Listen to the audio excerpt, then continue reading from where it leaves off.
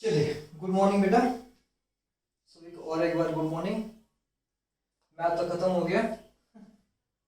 अभी आप मतलब एक इंटरेस्टिंग चैप्टर हम डिस्कस करेंगे, ठीक है। एंड वो मैथ का नहीं है, अभी फिजिक्स क्लास है, ठीक है। आपको मैंने बताया था डेली आपको 2 या 3 आवर्स मुझे देना है, आपको कुछ मतलब करना है। तो अगर फिजिक्स का कॉन्सेप्ट मतलब डिस्कस करेंगे। पहले मैं बता दूं, जो फिजिक्स का पहला चैप्टर जो है, आप तो कमेंट में बताए थे कि नहीं हम इलेक्ट्रोस्टैटिक पढ़ेंगे, नहीं पढ़ेंगे, वो भी ठीक है, लेकिन वेक्टर आपको जानना बहुत जरूरी है, बहुत ही जरूरी चीज है आपका वेक्टर, ठीक है। तो चलिए स्टार्ट करते हैं बेटा, टाइम वेस्ट ना करते हुए हम स्टार्ट कर लेते हैं वेक्टर। चलो ठीक है, चलिए ये समझ लेते हैं ये वेक्टर कहाँ से आया, किस तरह से आया, पहले समझ लेते हैं। सुन लो, फिजिक्स में जो भी है आपका, फिजिक्स का मीनिंग पहले पता होना चाहिए कि फिजिक्स क्या है, इंट्रोडक्शन है। चलिए ठीक है, फिजिक्स में आपका जनरली क्या होता है, सुन लो बेटा। जो जितने भी आपका नेचर है यहाँ पर, this is the nature. Nature में सारे जो लॉज होते हैं, मान लो आपका नेचर में क्या क्या मतलब क्रिएशन हुआ। Basic 4 fundamental forces. 4 fundamental forces कौन कौन सा है? एक हो गया बेटा स्ट्रॉन्ग न्यूक्लियर फोर्सेस, सेकेंड हो गया आपका वीक न्यूक्लियर फोर्सेस, थर्ड हो गया आपका क्या हो गया, electromagnetic forces, fourth one is the weakest gravitational forces. ये नेचर ने क्रिएट किया, ये आपने क्रिएट नहीं किया। This is not artificial, this is natural. तो ये गॉड ने क्रिएट किया, कर दिया वो, ठीक है। मतलब कोई भी आपका अननोन जो कि मतलब नेचर मानते हो आप या भगवान मानते हो, वो क्रिएट कर दिया। अब उसी को स्टडी कर रहे हो। न्यूटन्स लॉ ऑफ ग्रेविटेशन दिए, laws of gravitation, F equal to G into M1 M2 by divided by R square, वो दे दी, ठीक है। तो वो आपको स्टडी करना है, वो सारे के सारे उसका एप्लीकेशन। तो basically physics is nothing but that is the study of nature and its laws. Laws को स्टडी करना एंड नेचर के बारे में कैसे आया, वो लॉज को यूज करके आप क्या क्या बना सकते हो, वो आपका फिजिक्स है, ठीक है। तो जैसे कि आप कुछ भी मतलब डिफाइन कर रहे हो, कुछ भी, चाहे वो आप मतलब एक टीवी को आप फैन को डिफाइन कर रहे हो, तो फैन में क्या क्या चीजें होते हैं, उसका ब्लेड्स होते हैं, उसका कैपेसिटर लगता है, उसका मोटर लगता है, ये सारे के सारे पार्ट्स होते हैं। तो फैन को डिस्क्राइब करने के लिए पहले ये सारे के सारे जो मतलब पार्ट वाइज है वो चाहिए आपको। फैन का जो क्या है मैं बोल रहा था अभी, हाँ, ब्लेड है, मोटर है, कैपेसिटर है, ये सारे के सारी चीजें आपको चाहिए फैन को डिस्क्राइब करने के लिए। उसी तरह फिजिकल क्वांटिटी को डिस्क्राइब करने के लिए और फिजिक्स को डिस्क्राइब करने के लिए आपको जो क्वांटिटी आपको चाहिए वो होता है आपका फिजिकल क्वांटिटी, ठीक है। And physical quantities are those quantities which can be measured. आप जो क्वांटिटी को मेजर कर सकते हो वो होता है आपका फिजिकल क्वांटिटी। जो भी किसी भी क्वांटिटी ले जाओ, सर ये board, this is physical quantity, हाँ हो सकता है क्योंकि उसका लेंथ है, ब्रेड्थ है, सब है, तो it can be measured, that means it is a physical quantity. अभी बताओ, बहुत सारे फिजिकल क्वांटिटीज होते हैं, बहुत सारे, मतलब अनलिमिटेड फिजिकल क्वांटिटीज होंगे। तो उसमें से क्या किया, अभी देखो ABCDEFGHZ, मतलब कितने आपका हो गया आपका नंबर, सॉरी लेटर्स 26। क्या आप 26 लेटर यूज करके thousands of English words can be made? Obviously unlimited English words can be made, सही है ना। बहुत सारे आप बना सकते हो इंग्लिश वर्ड, बट जो फंडामेंटल है वो 26 लेटर्स ही है। तो 26 letters are the fundamental letters, जिसको आप यूज करके बहुत सारे वर्ड्स बना सकते हो। उसी तरह बेटा फिजिकल क्वांटिटी में क्या होता है, एक होता है फंडामेंटल फिजिकल क्वांटिटी, जैसे कि आपका लेटर्स की तरह, जो क्वांटिटी आप यूज करके बहुत सारे फिजिकल क्वांटिटी बना सकते हो, ठीक है। तो fundamental physical quantities are those quantities which are independent to each other. वो डिपेंड नहीं करता है ए क्या बी के ऊपर डिपेंड करता है, बी क्या सी के ऊपर डिपेंड करता है, सी क्या जेड के ऊपर डिपेंड करता है, नहीं डिपेंड करता है। लेकिन आप उनको मतलब जब मतलब एक पैटर्न में लिखते हो तो वर्ड्स फॉर्मेशन होते हैं, ठीक, ओके। उसी तरह बेटा यहाँ पर भी आपका जो बेसिक फंडामेंटल क्वांटिटीज होते हैं वो 7 हुआ, जो डिफाइंड हुआ था।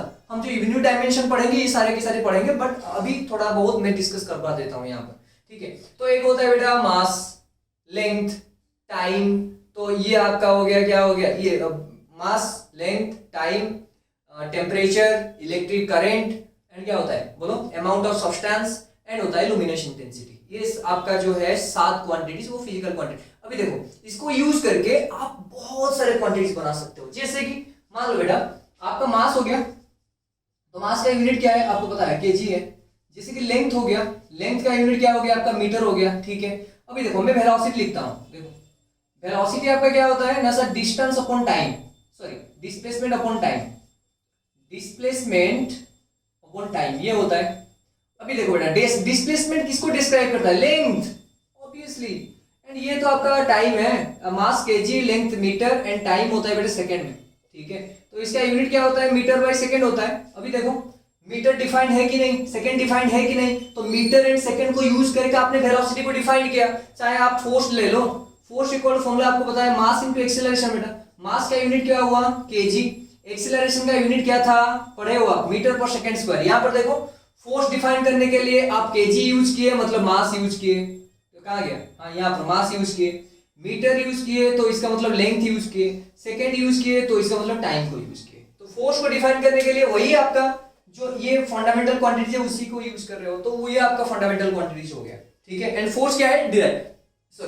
Derive quantity. फंडामेंटल को यूज करके जो आप बनाते हो वो डिराइव क्वांटिटी होता है, ठीक है।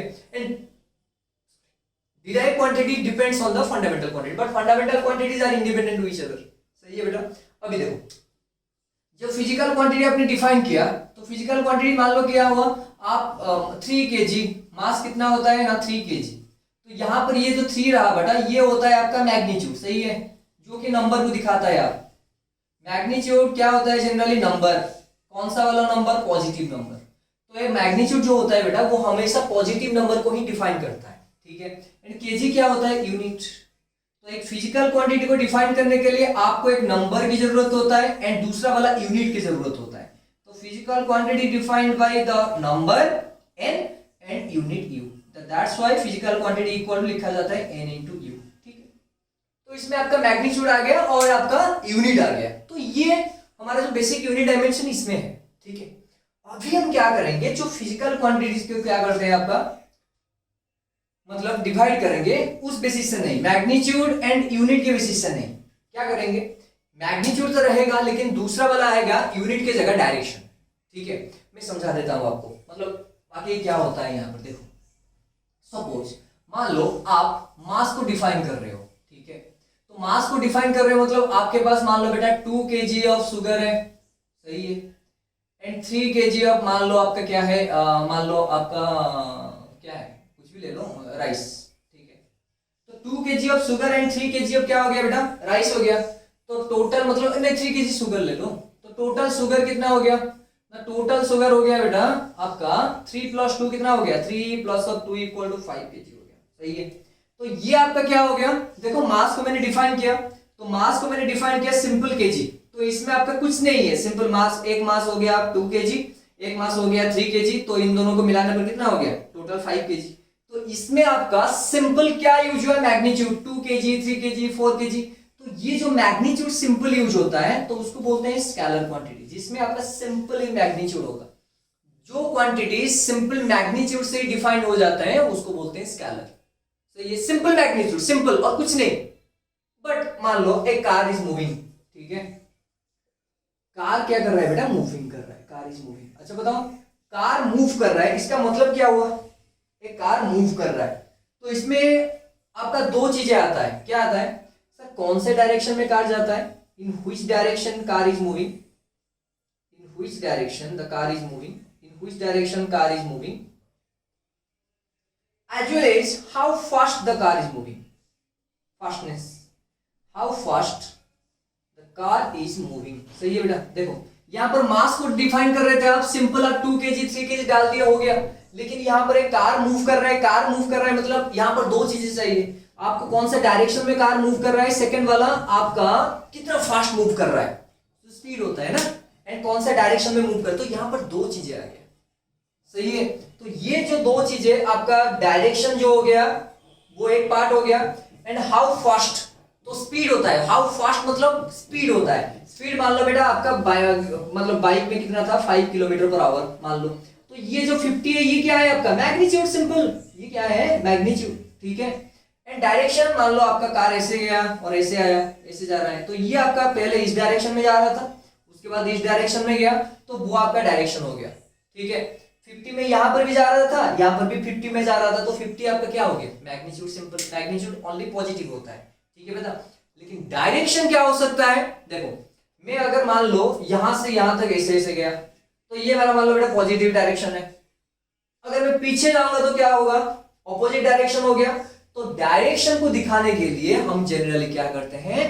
नेगेटिव सिंबल यूज करते हैं। आगे बेटा समझ में। तो जहां पर भी नेगेटिव सिंबल यूज होता है फिजिक्स में, मैथ में नहीं, फिजिक्स में जहां पर भी आपका नेगेटिव सिंबल यूज होता है इसका मतलब क्या होता है, डायरेक्शन इज ऑपोजिट। ठीक है, जो नेगेटिव सिंबल यूज होता है बेटा, नेगेटिव सिंबल कहां पर यूज होता है, टू डिफाइन डायरेक्शन। तो डायरेक्शन में आपका नेगेटिव सिंबल यूज होगा, मैग्नीट्यूड में नेगेटिव सिंबल यूज नहीं होता है, मैग्नीट्यूड ऑलवेज पॉजिटिव होता है, 2 3 4 5 6 7 जो भी हो। लेकिन आपने बता दिया -2 kg, it is not possible because mass का कुछ डायरेक्शन नहीं होता है, तो it is not possible. Sir एक कार का मान लो आपका वेलोसिटी कितना दिया है, -3 मीटर पर सेकंड स्क्वायर। हाँ सर हो सकता है, क्यों सर, कार ऐसे मूव कर रहा है, अभी पीछे आ रहा है, तो डायरेक्शन अपोजिट हो गया। मतलब आगे से मान लो, आगे में आपका मतलब आप बाइक चला रहे हो, बाइक नहीं, कार ले लो, कार चला रहे हो, आगे में आपका 20 किलोमीटर पर आवर आपने आगे जा रहे हो, ठीक है, ऐसे यहाँ पर एक कार मान लो ये है, ठीक है, तो यहाँ पर ये मान लो इस डायरेक्शन में कितना जा रहा है, 20 किलोमीटर पर आवर, सही है। तो यहाँ पर यहाँ से इतना आया, कितना मान लो 5 किलोमीटर आया, फिर यहाँ से बैक किया, ठीक है, पीछे गया, तो इस तरफ आ रहा था, तो इस डायरेक्शन मैंने पॉजिटिव चूज किया, तो इस डायरेक्शन वाला को आप क्या चूज करोगे, नेगेटिव ऑब्वियसली। तो डायरेक्शन हमेशा क्या होता है, पॉजिटिव नेगेटिव, मैग्नीट्यूड नहीं होता है। आगे समझ में, ओके।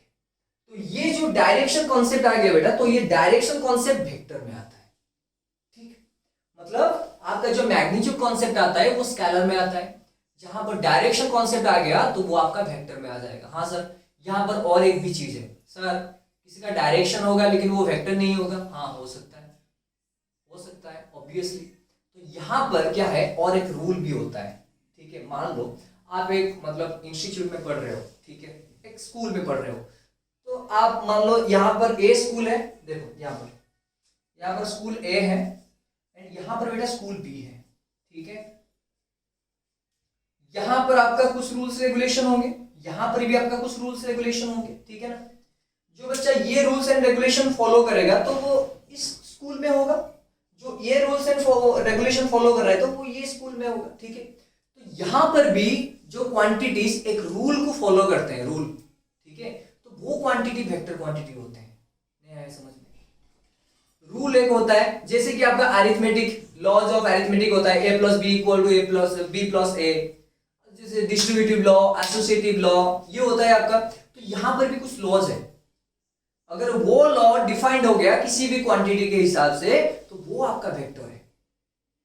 मतलब vectors are the quantities which have both magnitude as well as direction. वो कंपलसरी है, मैग्नीट्यूड रहेगा, डायरेक्शन रहेगा, लेकिन एक लॉ तो है, कौन सा लॉ, वेक्टर लॉ। तो वेक्टर लॉ कौन सा है, अभी तो हम पढ़ेंगे। एक होता है बेटा ट्राइंगल लॉ, नहीं तो आप पैरेललोग्राम लॉ यूज कर सकते हो, नहीं तो आपका पॉलीगॉन लॉ, सेम ही है, मैं दिखा दूंगा आपको। तीनों में से एक लॉ, अगर ट्राइंगल को मतलब आप मान के चलो कि हाँ ये ट्राइंगल लॉ है, तो उसी को फिक्स कर दो कि मतलब जो आपका क्वांटिटी जिसका डायरेक्शन भी होगा, मैग्नीट्यूड भी होगा, and it always follows the law of vector addition. आगे समझ में, वो एक लॉ होता है, मतलब वेक्टर को डिफाइन करने के लिए वो लॉ होता है। मतलब वो क्या है, मतलब मान लो आपका this marker and permanent marker, define क्या है, मतलब डिफरेंस क्या है। अगर परमानेंट मार्कर में यहां लिखूं तो वो नहीं मिटेगा, वो उसका प्रॉपर्टी है। इसका प्रॉपर्टी क्या है, यहां पर लिखूंगा तो ये मिट जाएगा, तो ये प्रॉपर्टी है। तो this pen is defined by this property, that means it can be erased. But permanent marker का जो प्रॉपर्टी होता है, it can not be erased, वो इरेज नहीं हो सकता, वो प्रॉपर्टी है उसका, ठीक है। वेक्टर का भी प्रॉपर्टी क्या है, उसका डायरेक्शन भी होगा, मैग्नीट्यूड भी होगा, and it should obey the law of vector addition, चाहे वो आपका पैरेललोग्राम लॉ हो, चाहे वो आपका ट्राइंगल लॉ हो। आगे बेटे समझ में। तो वेक्टर के लिए हमें क्या चाहिए, तीन चीजें चाहिए। क्या तीन चीजें चाहिए आपको, एक चाहिए बेटा आपका जो मैग्नीट्यूड है, एंड होता है बेटा आपका डायरेक्शन, एंड थर्ड चीज होता है आपका जो लॉ ऑफ वेक्टर एडिशन, ठीक है। लॉ ऑफ वेक्टर एडिशन में ट्राइंगल लॉ आएगा, उसके बाद पैरेललोग्राम लॉ आएगा, उसके बाद पॉलीगॉन लॉ, तीन ही लॉ है और कुछ नहीं है। पूरा समझ में आ गया, चलो फिर लिखते हैं डेफिनेशन बेटा। देखो द फिजिकल क्वांटिटी, लिखो the physical quantity which have the physical quantities which have both magnitude, the physical quantities which have both magnitude क्या बोला आपको, भूल गया। The physical quantities which have only magnitude, sorry लिखो पहले, the physical quantities which have only magnitude are called scalars. ठीक है, the physical quantities which have only magnitude are called scalars. ठीक है, next, the physical quantities which have both magnitude and direction,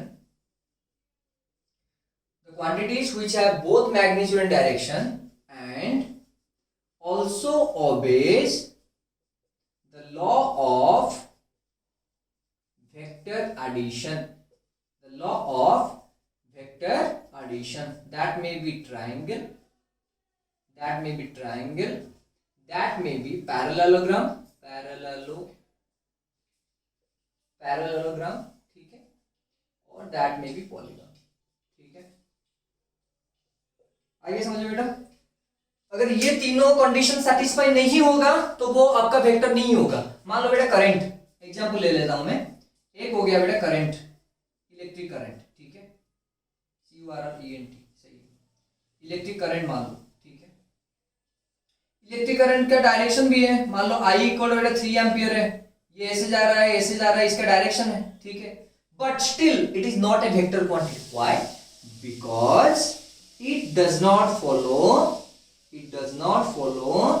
what? Law of vector addition. देखो,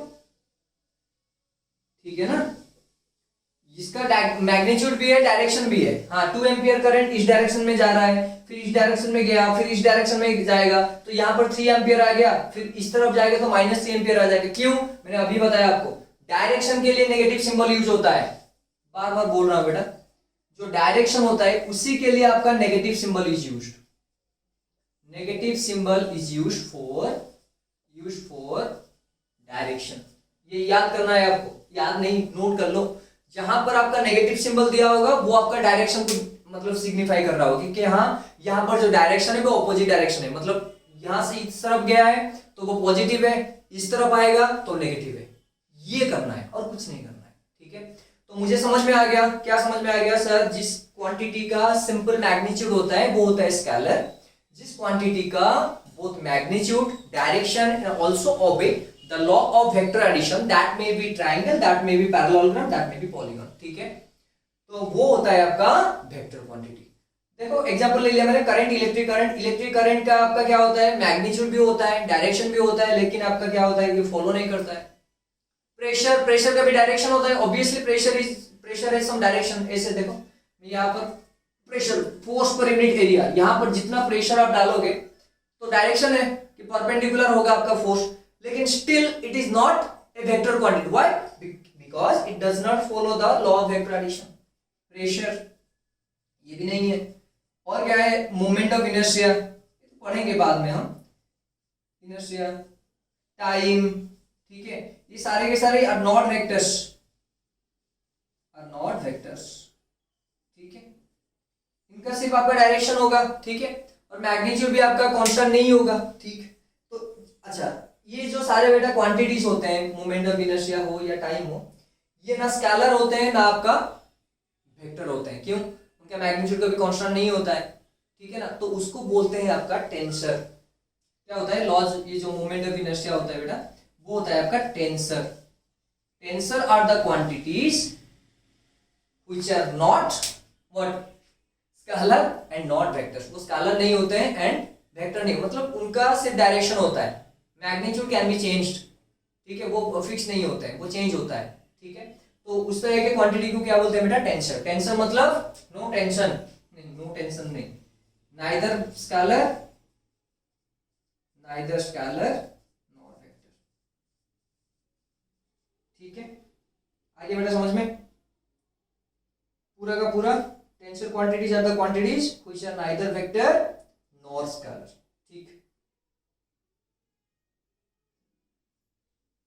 ठीक हो गया भैया? इस स्केलर के एग्जांपल दे सकते हो आप, डिस्टेंस, सही है, वर्क डन, ये स्केलर होते हैं। आपका वेक्टर में क्या आएगा, आपका डिस्प्लेसमेंट, फोर्स, ये सारे एक्सीलरेशन, ये सारे के सारे क्या हो गया आपका वेक्टर क्वांटिटी। टेंसर का जरूरत नहीं है, ठीक है, but simple you should know the term what do mean by tension. उनका सिर्फ डायरेक्शन होता है, मैग्नीट्यूड कैन बी चेंज्ड। आ गया, ओके, चलो ठीक है, देख लेते हैं बेटा।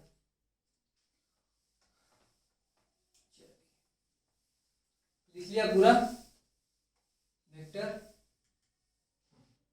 अभी क्या करेंगे, रिप्रेजेंटेशन। वेक्टर को कैसे रिप्रेजेंट करेंगे, चलो यहां पर देखो, वेक्टर को रिप्रेजेंट करने के लिए बेटा ऐसे दिया जाता है। क्यों दिया जाता है पहले देख लो। आप कहीं पर जा रहे हो, मान लो ये आपका क्या हो गया, यहाँ पर आपका कुछ है जो आपका ट्रैफिक है यहाँ पर, ठीक है, यहाँ पर एरो मार्क दिखाए जाते हैं ऐसे ऐसे करके कि ये स्टेशन की तरफ जा रहा है, दिस वन, आप ऐसे जा रहे हो, ठीक है, this is you, this one is station, this one is आपका क्या हो गया एयरपोर्ट, दिस साइड हो गया आपका म्यूजियम, ठीक है। आप ऐसे आए, आपको कहां जाना है, स्टेशन जाना है, ठीक है, तो आप यहां आओगे, ऐसे जाओगे, सही है ना। तो ये जो एरो मार्क लिखा हुआ है वो किसको डिनोट कर रहा है, डायरेक्शन, सही है। तो यहां पर जो भी क्वांटिटी ऐसे लिखा होगा, देखो ऐसे लिखा है और दूसरा क्वांटिटी ऐसे लिखा है, तो इसका मतलब ये हुआ ये स्केलर है, और ये मतलब है ये आपका वेक्टर है। क्यों वेक्टर है, बिकॉज ये जो एरो मार्क दिया है बेटा, ये आपका किसको डिनोट करता है, डायरेक्शन, ठीक। तो vector quantity is always defined by ऐसे एरो मार्क, एक क्वांटिटी होगा उसके ऊपर एरो मार्क दे दो वो वेक्टर हो गया। तो इसका मतलब ये हुआ, एक वेक्टर में सिर्फ दो चीजें होते हैं, क्या होता है, एक होता है बेटा मैग्नीट्यूड, दूसरा वाला होता है डायरेक्शन, सही है, ठीक है। मैग्नीट्यूड को वैसे ऐसे लिखते हैं, देखो ये ऐसे। तो मैग्नीट्यूड को कैसे डिफाइन करते हैं आप, देखो मैग्नीट्यूड मतलब ऐसे, ये वाला, आइदर ऐसे लिख सकते हो, नहीं तो ऐसे, बिकॉज मैग्नीट्यूड डिफाइन किसको करता है बेटा, स्केलर। देखो आइदर इस तरह से लिख सकते हो, नहीं तो सिंपल इस तरह से लिख सकते हो, both, and it always positive, ये आपको ऑलवेज पॉजिटिव वैल्यू देगा, नेगेटिव नहीं देगा आपको। तो मैग्नीट्यूड हमेशा क्या होता है आपका पॉजिटिव, एंड डिफाइन कैसे होता है बेटा, दिस वन, ठीक है। तो एक वेक्टर का बेटा मैग्नीट्यूड होता है, ये होता है, एंड डायरेक्शन मैं बताऊंगा आपको यूनिट वेक्टर पढ़ाने के वक्त, ठीक है, वो डायरेक्शन क्या होता है, यूनिट वेक्टर क्या होता है, वो पढ़ाएंगे, ठीक है। अभी फिलहाल ये देख लो बेटा, जो डायरेक्शन होता है, सॉरी मैग्नीट्यूड होता है, वो एरो मार्क जो होता है, देखो ए वेक्टर, उसमें आपको ऐसे आपका बार होगा दोनों साइड पर, ठीक है, तो वो होता है आपका मैग्नीट्यूड। डिनोट देख लो बेटा, नोटेशन, ठीक है, ठीक। तो मैग्नीट्यूड, अच्छा इसको ऐसे बोला जाता है ना, एब्सोल्यूट वैल्यू, ठीक है। तो आपको वेक्टर को डिफाइन करने के लिए यहां पर क्या होगा, एक वेक्टर हो गया ए वेक्टर बेटा, यहां पर आपका क्या होगा, ए वेक्टर का मैग्नीट्यूड, एंड यहां पर दूसरा वाला क्या होगा, डायरेक्शन, ठीक है। तो ये वेक्टर रिप्रेजेंटेशन है, ठीक है। एक वेक्टर ये हो गया आपका ए वेक्टर, ऊपर एरो मार्क लगा है, मतलब वो वेक्टर क्वांटिटी है। एरो मार्क किसको डिफाइन करता है बेटा, एरो मार्क हमेशा डायरेक्शन को डिफाइन करता है, ठीक है, ओके। नेक्स्ट बेटा देखो, यहां पर मैंने एक एरो बना दिया लाइकवाइज, ठीक है, ये एरो हो गया बेटा। ये क्या है, this position is tail and this position is head, ठीक है। एंड टेल से हेड तक जो डिस्टेंस होता है, मतलब जो नाप होता है उसका, वो होता है आपका मैग्नीट्यूड। आ गया समझ में। तो आपका जो लेंथ होगा टेल से हेड, वो डिफाइन करेगा मैग्नीट्यूड ऑफ वेक्टर। ये आपका वेक्टर हो गया ए वेक्टर, ठीक है। तो वेक्टर, अरे आ गया समझ में, एरो मार्क रहता है ना, तो यहां से यहां तक अगर एरो मार्क ऐसे दिया गया है, तो this one is a tail and this one is a head. Tail से हेड तक जितना डिस्टेंस यहां पर रहा, वो क्या होता है आपका, जितना डिस्टेंस मतलब जितना लेंथ हुआ, वो होता है वेक्टर का मैग्नीट्यूड। ये रिप्रेजेंटेशन है बेटा, ये एक टेल होता है, ये हेड होता है, टेल से हेड तक जितना डिस्टेंस होता है और जितना लेंथ होता है, वो होता है वेक्टर का मैग्नीट्यूड। एंड ये तो दिखा रहा है आपको ऑलरेडी डायरेक्शन। पूरा आ गया बेटा समझ में, लिख लो।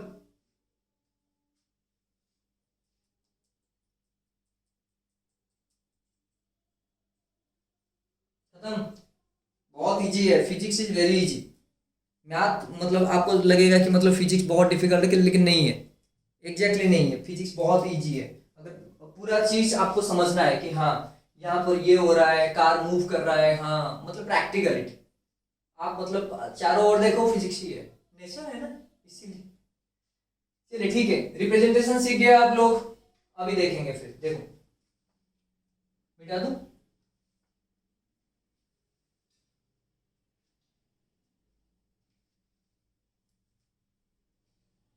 देख लो देख लो देख लो देख लो,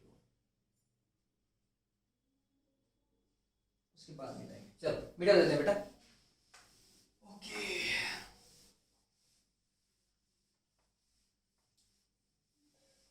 चलिए अभी क्या करेंगे, इक्वल वेक्टर्स हेडिंग डालो बेटा, और इक्वालिटी ऑफ वेक्टर्स, जो भी है इक्वालिटी ऑफ वेक्टर्स। ठीक है, दूसरा पेन भी यूज कर लेते हैं, थोड़ा अच्छा लगेगा आपको। देखो यहां पर मैंने ए वेक्टर ले लिया बेटा, और यहां पर मैंने बी वेक्टर ले लिया बेटा। पहले समझो, उसके बाद आपको लिखना है। देखो अभी दोनों का टेल बेटा सेम है, दोनों का हेड पोजीशन भी आपका सेम है, तो इसका मतलब ये हुआ इनका जो लेंथ होगा बेटा वो आपका सेम होगा, तो लेंथ सेम। इसका मतलब ये हुआ दोनों वेक्टर का मैग्नीट्यूड जो है सेम है। ठीक है, और एक बात देखो, दोनों किस तरह पॉइंट आउट कर रहे हैं। मान लो बेटा यहां पर डायरेक्शन में ले लेता हूं, ये this one is your east, this one is your west, this one is your north, this one is your south. देखो अभी दोनों वेक्टर का मैग्नीट्यूड सेम है, एंड दो वेक्टर्स ईस्ट की तरफ पॉइंट आउट कर रहे हैं, मतलब डायरेक्शन भी सेम है। Why? Because two vectors are pointing towards east. ठीक है, इसका मतलब ये हुआ same direction, that's why A vector is equal to B vector, because A vector magnitude equal to बेटा B vector magnitude हो गया, and direction same,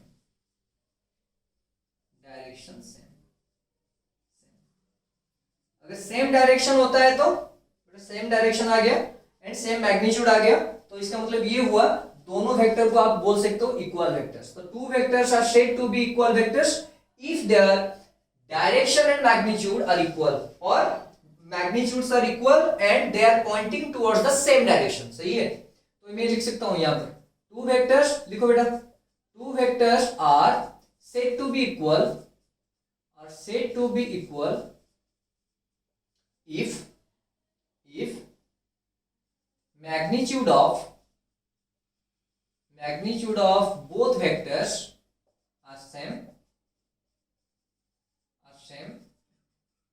and they are pointing towards the same direction। ठीक है बेटा, आगे समझ में, लिख लो। ठीक है, दो वेक्टर्स को आप इक्वल वेक्टर कब बोलोगे, जब उनका डायरेक्शन सेम डायरेक्शन होगा। ऐसे पैरेलल होंगे तो ऑब्वियसली, पैरेलल नहीं होंगे तो कैसे होगा। देखो ये वाला ए वेक्टर हो गया, मान लो बेटा यह वाला आपका बी वेक्टर हो गया, तो मान लो ए वेक्टर का मैग्नीट्यूड जो है बी वेक्टर का मैग्नीट्यूड है, still they are not parallel. Why? Because their direction, ये देखो ये डायरेक्शन यहां पर है, ये डायरेक्शन यहां पर है, तो इक्वल वेक्टर्स नहीं है। आगे बढ़े समझ में, तो इक्वल वेक्टर्स होने के लिए उनका मैग्नीट्यूड सेम होना चाहिए और उनका जो डायरेक्शन है वो सेम डायरेक्शन में पॉइंट आउट होना चाहिए। आगे बेटा चलो लिखो, क्विक क्विक क्विक क्विक।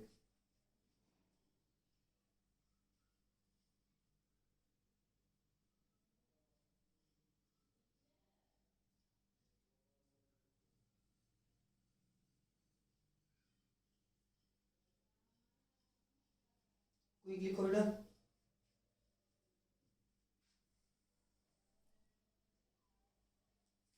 मिटा दो। अभी देखो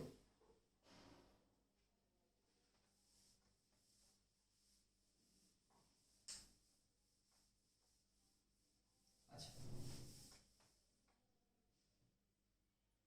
मैं इसे ले लेता हूँ।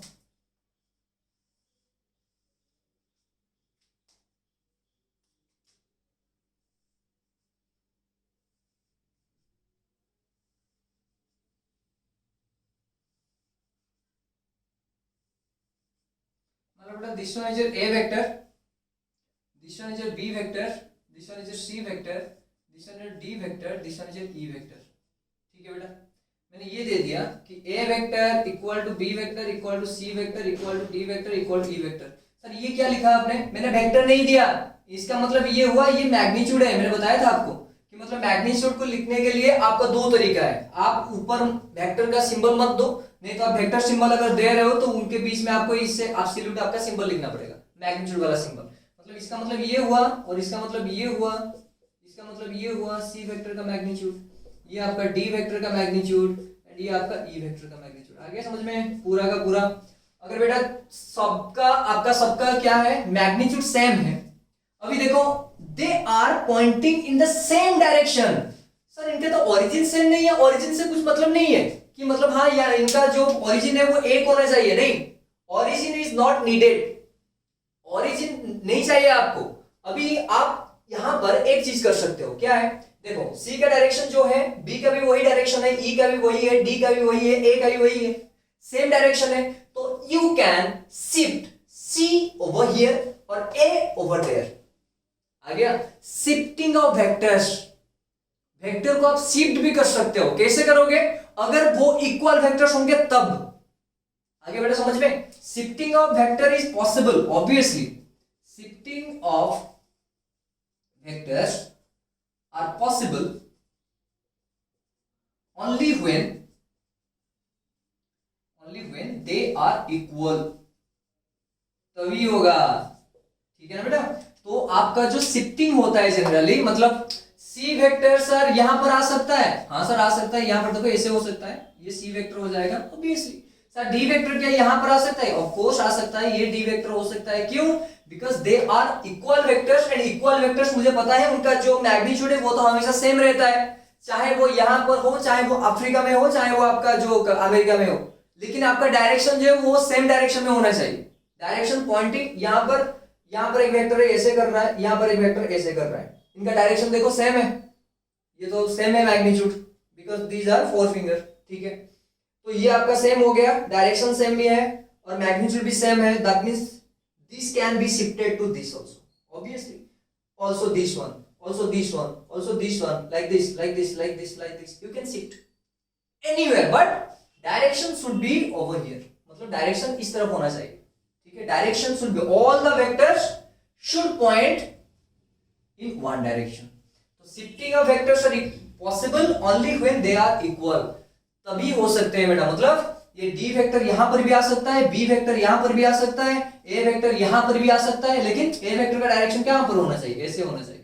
ठीक है, तो डायरेक्शन मतलब इक्वल होना चाहिए। ठीक है, इनका ओरिजिन सर यहां पर ओरिजिन मतलब सेम प्लेन में होना चाहिए? नहीं नहीं नहीं नहीं नहीं, यहां पर देखो एक दो, मतलब यहां पर आपका ये एक्स है, ये वाई है, एक्स वाई प्लेन में, पॉजिटिव एक्स वाई प्लेन में C vector and D vector are line. ठीक है, तो ये एक प्लेन में है, लेकिन ये ए वाला देखो, ई वाला देखो, ये सेम प्लेन में नहीं है, no issue, they are parallel vectors, they are equal vectors, they are pointing in the same direction, that means they are equal, मतलब उनको शिफ्ट कर सकते हो, इसको यहां पर, इसको यहां पर, इसको यहां पर, ये बहुत जरूरी चीज है बेटा। तो shifting of vectors is possible only when the vectors are equal. पूरा समझ में आ गया बेटा? नोट डाउन करो।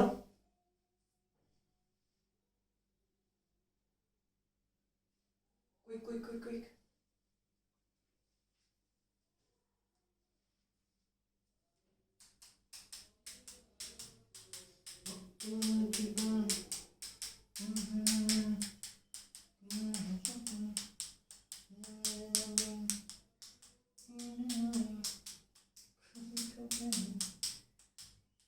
क्या है गाना? अफगान ज्वेलरी।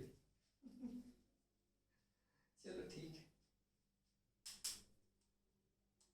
हो गया शिफ्टिंग, ये बड़ा इंपॉर्टेंट चीज है। चलिए ठीक है,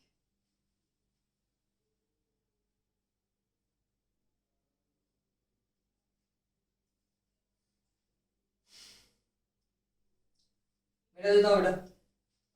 नेक्स्ट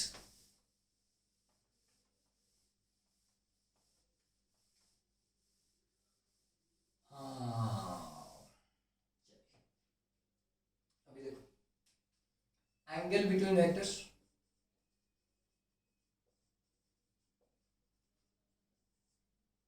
ये भी मतलब चाहिए आपको। बेटा क्यों मैं ये पढ़ा रहा हूँ सर, डायरेक्टली आपने क्यों नहीं पढ़ा, नहीं, आपको सारे चीज मतलब पता होना चाहिए कि मतलब हाँ यहाँ पर ये हो रहा है, शिफ्टिंग कैसे होता है, एंगल मेजरमेंट कैसे होता है, ये सारे की सारी चीज बेटा आपको पता होना चाहिए, नहीं तो नहीं होगा।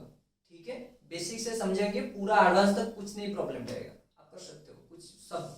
ठीक है, देखो यहाँ पे, अच्छा ओके, सपोज मान लो बेटा this one is A vector and this one is a B vector, सही है, तो इनके बीच में एंगल कितना दे दिया, थीटा, तो यहाँ पर मैं ऐसे लिख सकता हूं एंगल बिटवीन, ठीक है, A vector and B vector equal to theta, correct. अभी देखो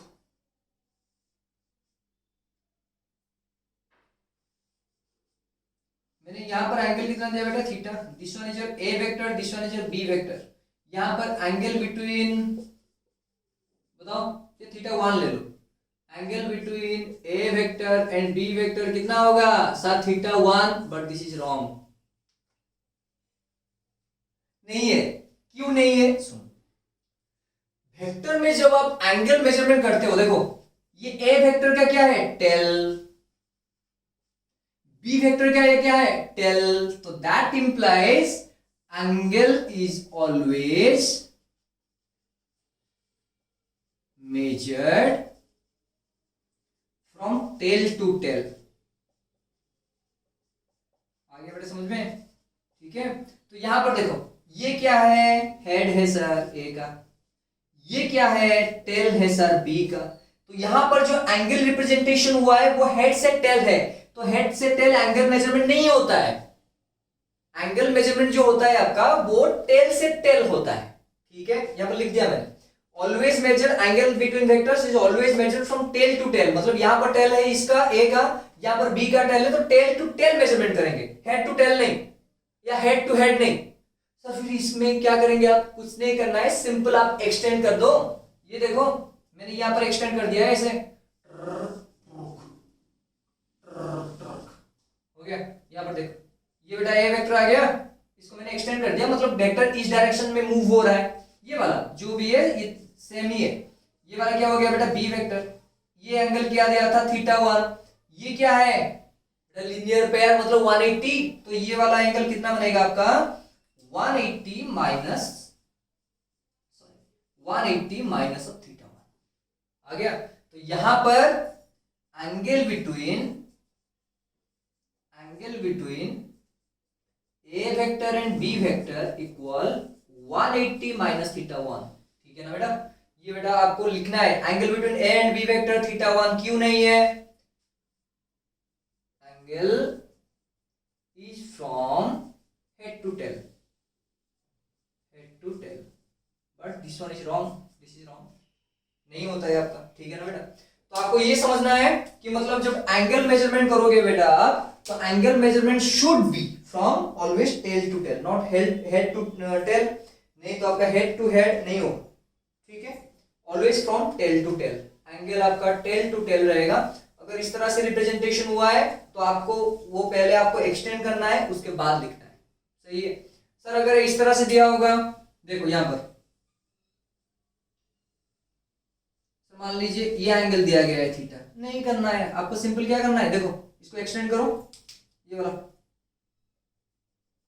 ये एक्सटेंड हो गया, ये एक्सटेंड हो गया, देखो ये थीटा है और इनके बीच में क्या है थीटा, तो ये एंगल बनेगा, सेम ही है, बट जो परफेक्ट वे है उसको आपको ऐसे करना है, सिंपल आपको एक्सटेंड कर देना है, ये भी एक्सटेंड हो गया, ये इसका टेल बन गया, इसका टेल ये बन गया, ऑपोजिट एंगल है वो तो इक्वल होंगे, ठीक है ना बेटा, तो नो प्रॉब्लम विद दैट, आ गया समझ में। ऑलवेज क्या होगा tail to tail, always measure from tail to tail, always measure from tail to tail, बार बार बार मैं कर रहा हूं कि ये टेल टू टेल ऑलवेज होगा, इसमें आपका हेड या हेड टू टेल या हेड टू हेड ये सारे के सारे चीज नहीं आएगा, ठीक है, लिख लो बेटा, पूरा पूरा खत्म कर लो।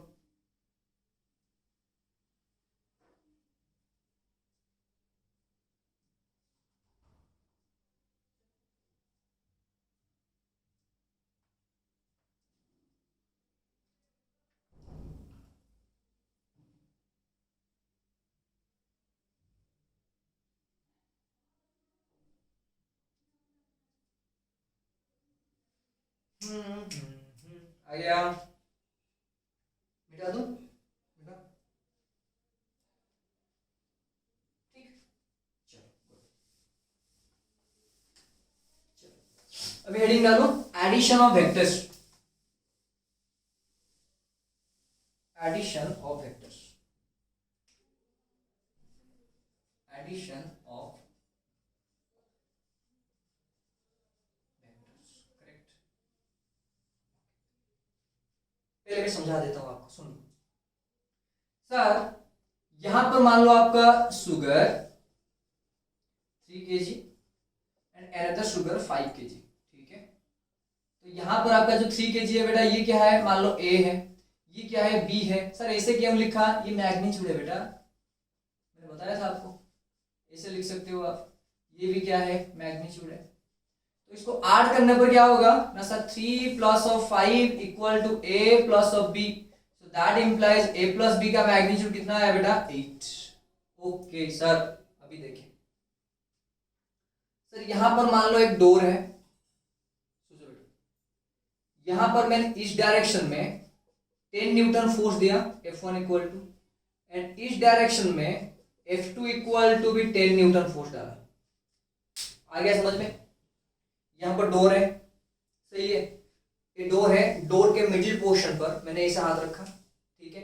मैं यहां पर 10 न्यूटन दे रहा हूं, वो उस तरफ 10 न्यूटन इस तरफ दे रहा है, मतलब डोर है यहाँ, ये डोर है, डोर के इस तरफ में 10 न्यूटन कौन सा डायरेक्शन में दे रहा हूं बेटा, इस डायरेक्शन में, ठीक है। दूसरे तरफ जो खड़ा है वो इस तरफ, मतलब ऐसे करके, ये करके आपको 10 न्यूटन दे रहा है, ठीक है।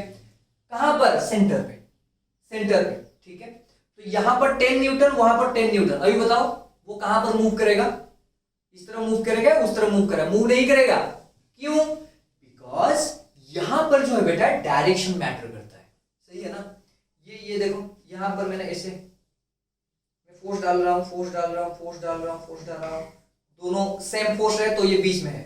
अगर मान लो ये लेफ्ट वाला कम कर लो तो ये वाला क्या करेगा आपका, इस तरफ आ जाएगा। अगर मान लो ये वाला कम हो गया, राइट वाला, तो ये क्या करेगा, इस तरफ आ गया समझ में। तो इसमें आपको अगर मतलब अगर जनरल मान लो ये 10 न्यूटन 10 न्यूटन कितना होता है जनरल में, एडिशन में 20 न्यूटन होता है, लेकिन यहाँ पर 20 हो रहा है, नहीं हो रहा है। यहाँ पर F1 प्लस F2 कितना हो रहा है बेटा आपका 10 माइनस 10 इक्वल 0। सब माइनस क्यों लिखे बेटा, force is a vector quantity, force is a vector quantity, मतलब ये आपका इस डायरेक्शन में है तो पॉजिटिव है, इसका डायरेक्शन इस तरफ है तो ये माइनस है, बताया था। तो टोटल कितना हो गया बेटा, 0 हो गया, आ गया। हाँ, और एक चीज फोर्स जब पढ़ेंगे वो तो है, लेकिन अभी देखो और एक चीज मैं आपको बता देता हूँ। देखो ये ऑब्जेक्ट है, ये सेंटर में अगर आप फोर्स डाल रहे हो तो ये मूवमेंट नहीं करता है। अभी देखो ये ऊपर में 10 न्यूटन, नीचे में 10 न्यूटन, ठीक है। अभी देखो क्या होगा, वो ये 10 न्यूटन नीचे लेगा, ये आपका ऊपर लेगा, तो क्या होगा, ये इसे रोटेट करेगा। तो फोर्स अप्लाई करने का जो फोर्स का डिपेंडेंसी होता है बेटा, वो पॉइंट ऑफ एप्लीकेशन में डिपेंड करता है। पॉइंट ऑफ एप्लीकेशन का मतलब समझ में आ रहा है, कौन सा पॉइंट में आप फोर्स डाल रहे हो, इसका सेंटर में डाल रहे हो या एंड पॉइंट में डाल रहे हो, ठीक है। अगर एंड पॉइंट में सेम फोर्स डालते हो तो वो क्या करता है आपका, रोटेशन करता है ऐसे, लेकिन सेंटर में डालते हो ऐसे ऑपोजिट करके तो वो मूव ही नहीं करता है। सेम ही है, देखो यहां पर इस डायरेक्शन में मूव, देखो ये वाला ऐसे ऐसे कर रहा है, ये देखो इस तरफ जा रहा है, ऊपर में क्या हो रहा है, इस तरफ जा रहा है, तो ऑपोजिट तो है, ये इस तरफ डाल रहा है फोर्स, ये इस तरफ डाल रहा है फोर्स, ऑपोजिट है, सेम 10 10, बट ये मूव कर रहा है। लेकिन यहां पर क्या होता था, मूव नहीं होता था, बिकॉज जो फोर्स होता है बेटा वो आपका पॉइंट ऑफ एप्लीकेशन पर डिपेंड करता है, कहां पर आप फोर्स डाल रहे हो। वो बहुत इंपॉर्टेंट चीज है, वो हम जब लॉज ऑफ मोशन पढ़ेंगे उस टाइम डिस्कस करेंगे कि क्यों मतलब इतना इंपॉर्टेंट है। सर्कुलर मोशन के लिए या आपका जो रोटेशनल मोशन के लिए वो क्यों चाहिए, ठीक है। अभी फिलहाल ये समझ लो, ठीक है। तो यहां पर बेटा जो F1 vector and F2 vector का एडिशन हुआ वो कितना हुआ, 0। तो ये आपका वेक्टर एडिशन है,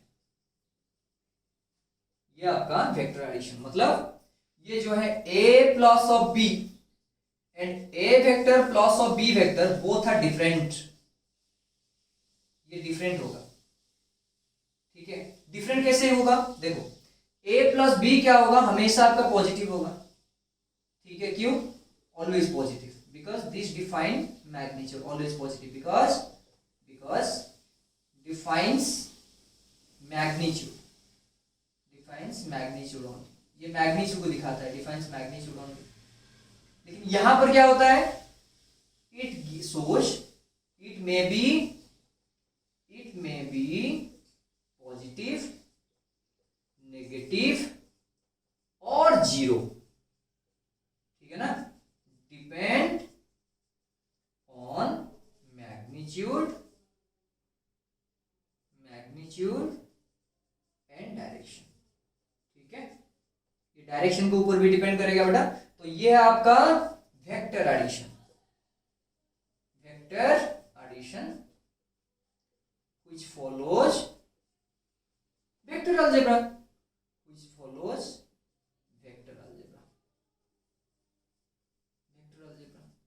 ये क्या है आपका, ये है बेटा scalar addition which follows normal arithmetic,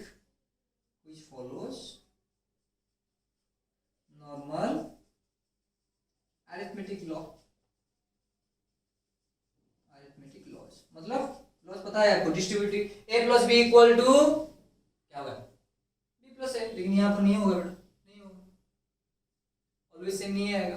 आगे समझ में, चलो ठीक है, सुन लो बेटा, पहले लिख लो,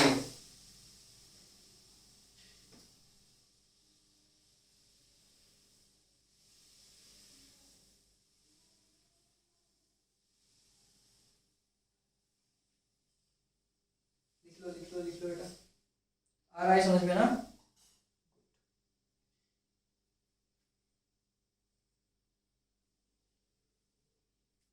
पहले बेसिक समझ लो बेटा, उसके बाद आराम से आ जाएगा, आराम से पूरा।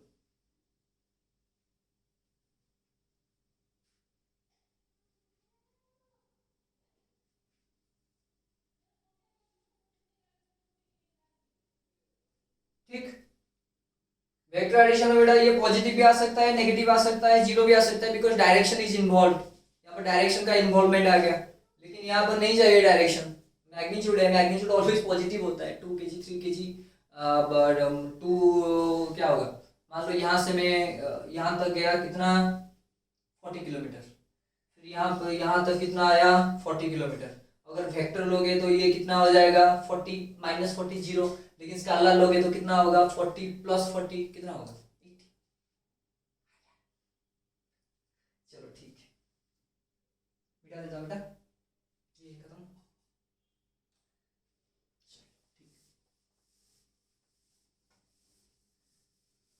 अभी लॉज पढ़ेंगे, ठीक ना, लॉज ऑफ वेक्टर्स। ये आ गया बेटा लॉज ऑफ वेक्टर्स। बताओ लॉज ऑफ वेक्टर्स में क्या था, बताया था आपको। देखो सपोज आप में क्या है, ये मान लो बेटा ए वेक्टर है, ये मान लो आपका बी वेक्टर है, ये मान लो आपका क्या होगा, अभी देखो 2 प्लस ऑफ 3 इक्वल टू क्या है 5, सही है, ओके। ये जो 5 है ये क्या है आपका रिजल्ट, सही है। वेक्टर में वही रिजल्ट आएगा, लेकिन उसका नाम थोड़ा चेंज हो गया, क्या चेंज हो गया, वही रिजल्ट है लेकिन उसको एंटी दे दिया, मतलब रिजल्टेंट। ये अरिथमेटिक में पॉसिबल है, रिजल्ट जो आता है आपका, चाहे वो आपका डिवीजन करो, मल्टीप्लाई करो, एडिशन करो, सब्सट्रैक्शन करो, जो भी करना है करो, वो आपका रिजल्ट आएगा, ये रिजल्ट है। ये भी रिजल्ट है, a plus B equal to resultant आएगा, ये रिजल्ट है। रिजल्टेंट मतलब ये भी क्या होगा बेटा, वेक्टर में वेक्टर ऐड करोगे तो ये वेक्टर ही आएगा। क्यों आएगा, 2 मैंगोज प्लस ऑफ 3 मैंगोज कितना हुआ 5 mangoes, 2 mangoes plus of 3 bananas कितना हुआ, बताना है सर, नहीं होगा। So same quantities can be added together, same quantities can be subtracted together. Principle of homogeneity. Homogeneity मतलब homo means same, ठीक है। हमारा हम क्या है homo sapiens। चलो ठीक है, ओके। देखो तो यहाँ पर a vector plus b vector आपको क्या देगा बेटा, एक वेक्टर देगा, बिकॉज ये भी वेक्टर है, ये भी वेक्टर है, ये भी वेक्टर है, ये भी वेक्टर है, तो उनका जो रिजल्ट मिलेगा बेटा वो वेक्टर ही होगा। तो इसका मतलब ये हुआ, शॉर्ट फॉर्म में लिखते हैं बेटा a vector plus of b vector equal to resultant को कैसे लिखते हैं बेटा, इसे r vector, because it is A vector. तो मुझे यहाँ पर कितना चीज मिला सर, 3 सर, एक क्वांटिटी a है, दूसरा क्वांटिटी b है, ये तीसरा क्वांटिटी है, ठीक है। अभी सोचो ऐसा कुछ ज्योमेट्रिक फिगर होता है जहां पर आपका 3 चीजें होते हैं, ट्राइंगल, ऑफ कोर्स है ट्राइंगल, ठीक है, तो ट्राइंगल में अभी लो देखो, ये क्या बोलता है आपका, अगर ट्राइंगल में एक साइड को ए वेक्टर ले लो, दूसरे साइड को बी वेक्टर ले लो, टेकन इन सेम ऑर्डर। अभी मैं ऑर्डर आपको समझाता हूं, what do mean by order. Order मतलब होता है बेटा, आप जब ड्रॉ कर रहे हो आपका पेन नहीं उठेगा। यहां पर मान लो बेटा पॉइंट 1 है, ये पॉइंट 2 है, आपको जाना है 1 से 2, तो ये 1 से ऐसे ड्रॉ करोगे, ऐसे गया ऐसे गया, देखो मैंने पेन हटाया नहीं हटाया, ठीक है, मतलब ये देखो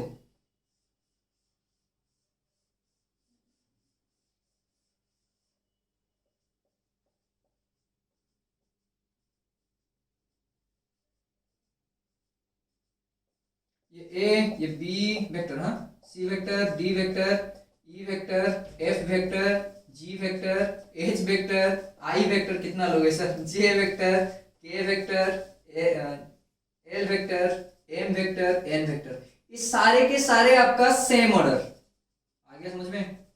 क्यों, जो मैं ड्रॉ कर रहा था मैंने हाथ हटाया नहीं हटाया, तो आपको ये देखना है कि मतलब हाथ नहीं हटाना है, वो सेम ऑर्डर होते हैं। देखो यहां से यहां तक पहुंचना है, तो ए से में ए से चले गए सर, आपको फिगर ऐसे दिया गया है, देखो ये वाला हो गया ए वेक्टर सर, ये वाला हो गया बी वेक्टर। अभी देखो डायरेक्शन यहां दिया है, फिर से हटकर यहां आना पड़ेगा, फिर यहां पर नीचे आओगे, क्योंकि डायरेक्शन देखो ये आपका क्या हो गया, टेल हो गया, टेल से हट जाते हैं, तो यहां से यहां तक पहुंच गया मैं, फिर इसका टेल ढूंढो कहां पर है, यहां पर, तो फिर से ये देखो यहां से हटकर यहां पर आना पड़ेगा, तो ये वाला हो गया, तो हटा देना हाथ, तो वो ही आपका क्या हो गया, not in order, not in same order. आगे बेटा समझ में, तो अगर दो vector A vector and B vector same order में रहा, तो उनका जो थर्ड साइड है, थर्ड साइड इस साइड होगा, that should represent the result in opposite order. आ गया समझ में, तो ये वाला क्या बन जाएगा आपका रिजल्टेंट। देखो ए बी नहीं हाथ हटाया, अभी रिजल्ट के लिए मुझे आना पड़ेगा ऐसे करके, यहां पर आना पड़ेगा, फिर ऐसे जाना पड़ेगा, तो ये बनेगा आपका रिजल्टेंट। आ गया समझ में बेटा, तो when two sides of a triangles are represented by two vectors A vector and B vector taken in same order, then the resultant will be given by the third side taken in the opposite order। आ गया समझ में, लिखो statement, statement लिखो बेटा, statement if two sides of a triangle, if two sides of a triangle are represented by, if two sides of a triangle are represented by a vector and b vector, if two sides of a triangle are represented by a vector and b vector respectively, a vector and b vector respectively, then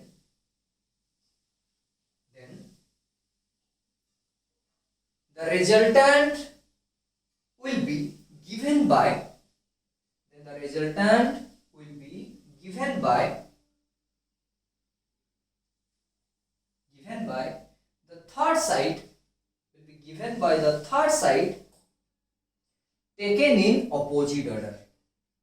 the third side, taken in opposite order, आ गया समझ में पूरा। तो इसका मतलब ये हुआ, लिख लेना बेटा, तो दो वेक्टर यहाँ पर ए वेक्टर बी वेक्टर बेटा defined by the two sides of a triangle, then the resultant will be given by the third side taken in opposite order. आ गया पूरा, तो ए वेक्टर ये है, बी वेक्टर ये है, ये आपका रिजल्टेंट आ गया, डेफिनेशन लिख दिया बेटा। तो if two vectors A vector and B vector are represented by two sides of a triangle taken in same order, then the third side represent the resultant taken in opposite order. Done, पूरा आ गया समझ में, कैसे हुआ पूरा।